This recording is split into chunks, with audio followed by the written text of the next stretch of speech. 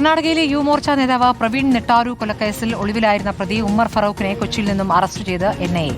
കൊലപാതകത്തിന് മുൻപ് നടന്ന ഗൂഢാലോചനയിൽ നേരിട്ട് പങ്കെടുത്തയാളാണ് ഉമ്മർ. ഇതോടെ കേസിൽ അറസ്റ്റിലായ പ്രതികളുടെ എണ്ണം 25ആയി. 2022 ജൂലൈയിലായിരുന്നു ദക്ഷിണ കന്നഡയിലെ യുവമോർച്ച ജില്ലാ നേതാവായിരുന്ന പ്രവീൺ നെട്ടാരുവിനെ ഒരു സംഘം പോപ്പുലർ ഫ്രണ്ട് പ്രവർത്തകർ ചേർന്ന് കൊലപ്പെടുത്തിയത്. നിതിൻ സേവ്യർ വിവരങ്ങളുമായി. നിതിൻ, ഇപ്പോൾ കേസിൽ ഒരു പ്രതി കൂടി പിടിയിലായിരിക്കുകയാണ്. ഇയാളുടെ പങ്ക് എന്താണെന്നാണ് മനസ്സിലാക്കാനാകുന്നത്? എപ്പോഴാണ് ഇയാൾ പിടിയിലായത്?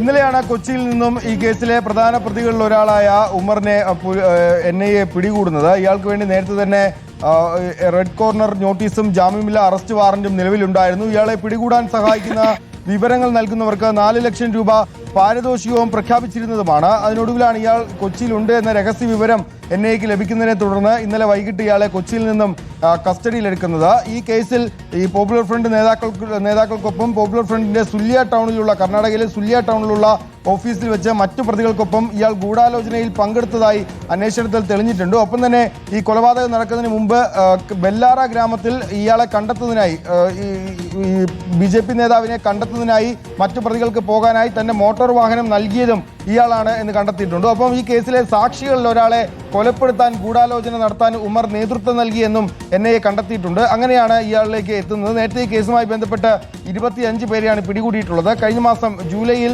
അബ്ദുൾ നാസറിനെ കൊച്ചിയിൽ നിന്നും നൌഷാദിനെ തമിഴ്നാട്ടിലെ ഹൊസൂരിൽ നിന്നും NIA പിടികൂടിയിരുന്നു. അതിനുശേഷമാണ് ഇപ്പോൾ മറ്റൊരു പ്രതിയെ കൂടി അറസ്റ്റ് ചെയ്യുന്നത്. 2022 ജൂലൈ 26-നാണ് BJP പ്രാദേശിക നേതാവും യുവമോർച്ച സംസ്ഥാന നേതാവുമായിരുന്ന പ്രവീൺ നെട്ടാരുവിനെ PFI കൊലപ്പെടുത്തുന്നത്, പോപ്പുലർ ഫ്രണ്ട് നേതാക്കൾ കൊലപ്പെടുത്തുന്നത്. അത് കേസിൽ 25 പേർ നിലവിൽ പിടിയിലായിട്ടുണ്ട്. 2 പേർ കൂടിയാണ് ഈ കേസിൽ ഇനി പിടിയിലാകാനുള്ളത്. അവർക്ക് വേണ്ടിയുള്ള കൂടി അന്വേഷണം ഊർജിതമാക്കുകയാണ് നിലവിൽ NIA.